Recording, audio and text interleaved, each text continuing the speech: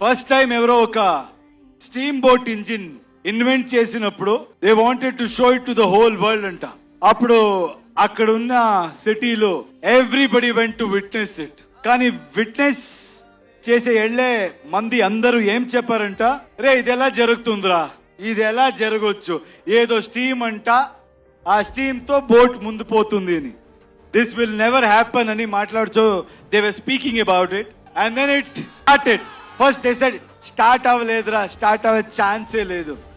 అది స్టార్ట్ అయింది.